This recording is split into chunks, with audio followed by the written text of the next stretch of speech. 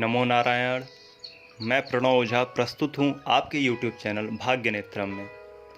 आज हम बात करेंगे कि सावन मास में क्या गलतियाँ भूलकर भी नहीं करनी चाहिए। यह जो श्रावण मास जो भोले भगवान की, जो महादेव की, जो आदि गुरु की, जो गौरी शंकर की साधना के लिए, उनकी भक्ति के लिए, उनकी तपस्या के लिए जाना जाता है, उस श्रावण मास में हमें किन गलतियों को भूलकर भी नहीं करना चाहिए। यूं तो भोले बड़े ही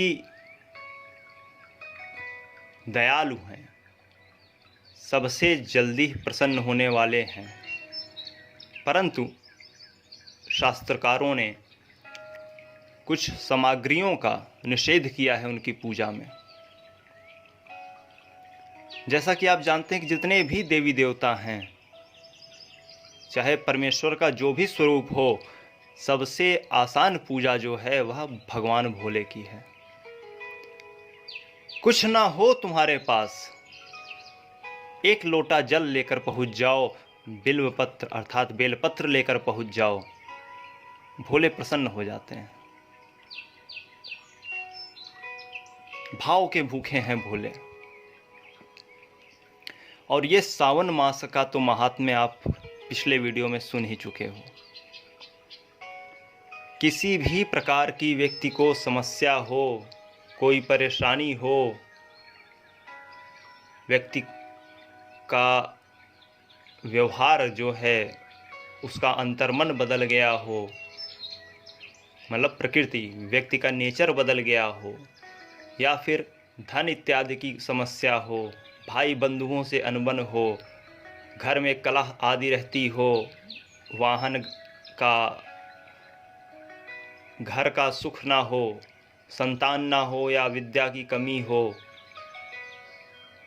रोग ऋण शत्रु परेशान करते हों, पति पत्नी में अनबन हो, कोई अरिष्ट हो, कुछ संकट हो, कोई रोग हो, व्याधि हो, भाग्य का साथ ना मिलता हो, काम धाम रोजी रोटी ना सेट होती हो, व्यापार बदलता रहता हो, व्यवसाय में वृद्धि ना होती हो, धन ना आता हो तो रुकता ना हो, इस प्रकार की कोई भी समस्या यदि आपको है तो भोलेनाथ का यह जो सावन पर्व है, एक मास का यह त्यौहार है, इसमें आप उनकी भक्ति कीजिए, उनका भजन कीजिए। बहुत तरीके से आप इसका जो है व्रत का नियम कर सकते हैं। जैसे कि सोमवार व्रत होता है, तो इस सावन में तो 5 सोमवार पड़ रहे हैं। पहला और आखिरी भी सोमवार ही है इसमें। पहला सोमवार 6 जुलाई को, दूसरा 13 जुलाई को, तीसरा 20 जुलाई को, चौथा 27 जुलाई को और पांचवा जो है वह 3 जुलाई को पड़ रहा है। तो आप सोमवार का व्रत करें, विधि विधान से पालन करें, भोले की भक्ति करें। कुछ निषेध मैं बताऊंगा कि वो मत करिएगा अभी। इसके अलावा कुछ लोग 16 सोमवार का व्रत रख सकते हैं, वह भी इसी किसी सोमवार से, सावन मास के 5 सोमवारों में से किसी सोमवार से आप प्रारंभ कर सकते हैं। भोले आपकी दुर्गति दूर करेंगे। मासिक शिवरात्रि आप व्रत रख सकते हैं,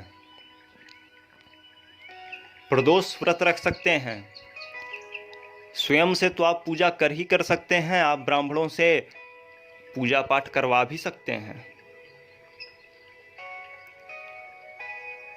अभिषेक हो गया, पार्थिव पूजन हो गया, महामृत्युंजय जप हो गया, रुद्रिका या अन्य भोलेनाथ का व्यापार वृद्धि के लिए या जीवन में सुगमता के लिए, अनुकूलता के लिए, सकारात्मकता के लिए, पॉजिटिवनेस के लिए, किसी भी प्रकार की समस्याओं के समाधान के लिए आप ब्राह्मणों से अनुष्ठान करवा सकते हैं। जैसे कि यह लॉकडाउन का समय चल रहा है, कोरोना काल चल रहा है, तो कहीं भी मंदिर इत्यादि पे जाना बहुत ही उचित नहीं है, वहाँ पर भीड़ लगाना बहुत उचित नहीं है।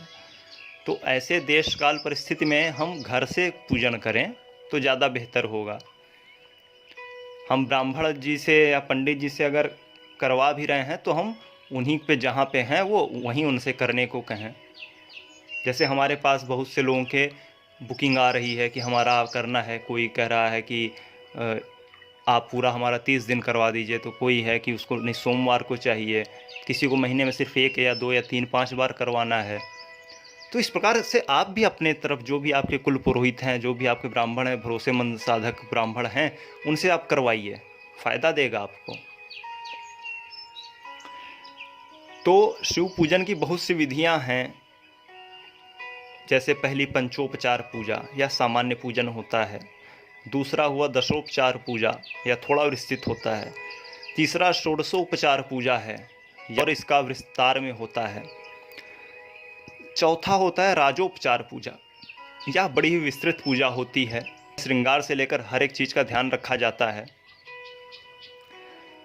तो खैर अब हम लोग बात करते हैं कि भोलेनाथ की पूजा में क्या गलतियां भूलकर भी नहीं करनी चाहिए, क्या सामग्रियां उन पर नहीं चढ़ानी, क्या पुष्प नहीं चढ़ाने, क्या कार्य नहीं करने हैं इस सावन मास में जिससे भोलेनाथ कुपित हो जाएं।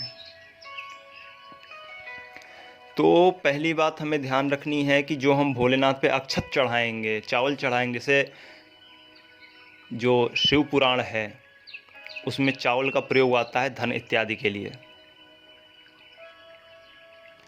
तो हमें चावल जो भी चढ़ाने हैं वह कूटे हुए नहीं होने चाहिए, मतलब उन टुकड़े में नहीं होने चाहिए, चावल साबुत होने चाहिए। महंगे सस्ते से यहाँ मतलब नहीं है कि आप कितने रुपए वाला चावल चढ़ा रहे हो, यह मायने नहीं है, उसकी क्वालिटी मायने नहीं है। बात यह है कि बस जो भी चावल आप चढ़ाएं वह कूटा हुआ ना हो, साबुत हो, मतलब पूरे चावल हों। दूसरा, शिव जी को भूलकर भी तुलसी नहीं चढ़ानी है। तुलसी की मंजरी चढ़ा सकते हैं, लेकिन तुलसी शिव जी को भूलकर भी नहीं चढ़ानी है। केतकी के पुष्प बिल्कुल भी नहीं चढ़ाने हैं। केतकी पुष्प की एक अलग कथा है, कभी उसको बताऊंगा। तो तुलसी नहीं चढ़ानी, केतकी पुष्प नहीं चढ़ाना, गुड़हल का फूल नहीं चढ़ाना। हालांकि कुछ विशेष परिस्थितियों में गुड़हल के पुष्प की वर्णन आए हैं, लेकिन गुड़हल का फूल ना चढ़ाएं तो ज़्यादा बेहतर है। ध्यान रखने वाली बात है कि बिल्व पत्र भगवान को चढ़ाया जाता है, उन्हें बहुत ही प्रिय है। बिल्व पत्र के कारण ही माता का नाम अपर्णा पड़ा था।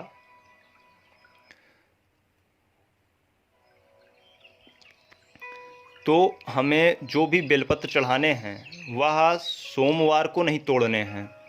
आप पहले से तोड़ के रख लीजिए, सोमवार को बेलपत्र नहीं तोड़ने हैं। इसके अलावा बहुत से लोग क्या करते हैं कि भगवान भोलेनाथ को भोग लगाया तो उनके सिर पे रख देते हैं। बहुत से मंदिरों में आपने देखा होगा ना कि उनके जैसे मुख के पास लगा हुआ है, लड्डू लगा हुआ है या सिर पे रखा हुआ है। तो किसी को भी, अब आप सोचिए, आपको कोई भी अगर भोग दे, आपको भोजन दे और आपके माथे पे रख दे तो यह उचित नहीं ना। तो हमें अर्घ्य के बाहर रखना होता है, उनके समक्ष रखना होता है। या भोग लगाने का तरीका होता है, उसमें बिल्वपत्र डालिए और भोग लगाइए। और हम क्या गलती करते हैं, जैसे हमने पंचोपचार पूजा की या हमने पंचगव्य से पूजा की, दूध दही घी शहद आदि चढ़ाया, तो उसके बाद फिर हमने वैसे ही छोड़ के हम चले आए घर।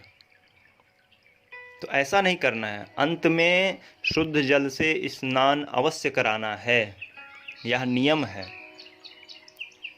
किसी भी सामग्री से आप अभिषेक करिए, लेकिन अंत में शुद्ध जल से स्नान कराना ही कराना होता है।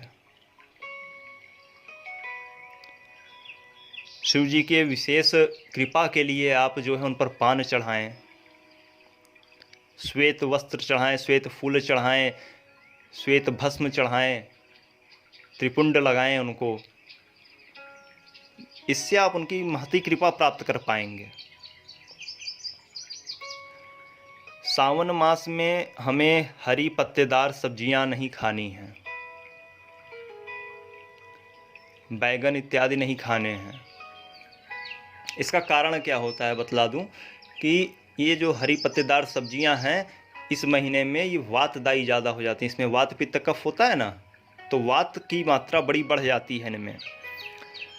साथ ही साथ हरी पत्तियों में इस समय वर्षा अधिक होने के कारण से कीड़े आदि बड़े लगते हैं। बैगन में भी आपने देखा होगा कि इस समय पर कीड़े अधिक निकलते हैं, तो इसलिए इनका त्याग कर देना चाहिए। भगवान भोलेनाथ की पूजा में कत्थई, भूरे, काले इत्यादि वस्त्रों से बचें। यदि गृहस्थ जीवन है तो हमें श्वेत वस्त्र हुआ, लाल वस्त्र हुआ, हरे वस्त्र हुए, इनको पहनकर उनका पूजन करना चाहिए। नॉनवेज थोड़ा सा ना खाएं तो ज़्यादा बेहतर होगा, क्योंकि अगर ज्योतिषीय दृष्टि से देखें तो बादलों के कारण सूर्य व चंद्र की किरणें पृथ्वी तक कम पहुंचेंगी, तो क्या होगा, इम्यूनिटी सिस्टम गड़बड़ा जाएगा, मतलब प्रतिरोधक क्षमता गड़बड़ा जाएगी, तो डाइजेशन पे भी इफ़ेक्ट पड़ेगा। इसी वजह से देखा होगा कि इस चतुर्मास में बरसात के समय में वायरस ज़्यादा हावी होते हैं, छोटी छोटी बीमारियां बड़ी होती फैलती हैं। क्यों? क्योंकि इम्यूनिटी व्यक्ति की कमज़ोर हो जाती है, पृथ्वी की प्रतिरोधक क्षमता व्यक्ति की कम हो जाती है। तो इनका हमें ध्यान रखना है, ब्रह्मचर्य का पालन करना है। इस समय हमें ब्रह्मचर्य का पालन करना है। जो खासतौर पे व्रत में हैं वह तो विशेष ध्यान दें। छोटी छोटी बातों को इग्नोर करना है, जैसे आपस में कलह हो रही है, घर में वाद विवाद हो रहा है, तो उनको इग्नोर करिए, उनको बढ़ावा मत दीजिए, क्योंकि ये हरियाली का मौसम है, खुशहाली का मौसम है, तो इसमें आनंद कीजिए, भोले की भक्ति कीजिए।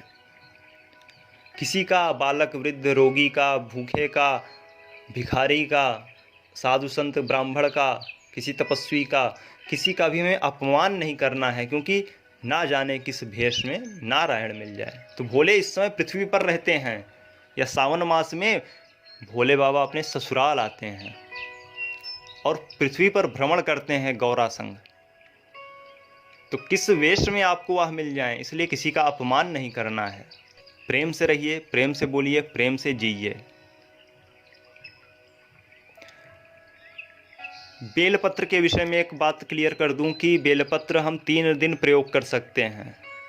शिव जी पर चढ़ा है, फिर से उसको हम धुलकर फिर अगले दिन प्रयोग कर सकते हैं। इस प्रकार से एक बार तोड़ा हुआ बेलपत्र 3 दिन तक प्रयोग में लाया जा सकता है। इसलिए यदि बेलपत्र रोज नहीं मिल रहा तो आप घबराएं नहीं, आप उसका प्रयोग कर सकते हैं 3 दिन तक। सावन में वृक्षारोपण करिए, सोमवार को ज़रूरतमंदों को दान दीजिए, गौ सेवा कीजिए, या अन्य दिन भी आप दान दीजिए, ब्राह्मणों को, संतों को, मंदिरों पर, या जीव सेवा करिए, सदाचार का पालन करिए, बेईमानी इत्यादि से दूर रहिए, मनुष्यत्व की ओर बढ़िए, देवत्व की ओर बढ़िए। ऊर्ध्वगमन हो हमारी आपकी ऊर्जा का, हमारे आपके विचारों का, हमारी आपकी भावनाओं का, हमारी आपकी ऊर्जाओं का ऊर्ध्वगमन हो, उत्तरोत्तर विकास हो। यही तो मानव धर्म है। तो हमने आपको यह कुछ बातें बतलाई हैं, इन्हें भूलकर भी मत दोहराइएगा। प्रयास करिए कि सुबह जल्दी उठना हो, क्योंकि देर तक नहीं सोना है। साफ सफाई इत्यादि रखिए। नहाने के पानी में भी आप गंगा जल मिला के नहा सकते हैं। स्वच्छ कपड़े पहनिए भोले के पूजन में। यही सब बातें आप ध्यान रखिए, और जो निषेध किया गया है उन्हें बिल्कुल मत करिएगा। बाकी भोले की भक्ति कीजिए। अभी हम आपको और वीडियोस बताएंगे कि आप क्या बेहतर कर सकते हैं। यदि अभी तक आपने हमारा चैनल सब्सक्राइब नहीं किया है तो सब्सक्राइब करें और बेल आइकन पर क्लिक करें, ताकि हमारे आगे आने वाले वीडियोस आपको मिलते रहें। खोज कीजिए, अनुभव कीजिए और आनंद को प्राप्त हो जाइए। लाइक कीजिए, शेयर कीजिए और सब्सक्राइब करके जुड़ जाइए। श्री राधे।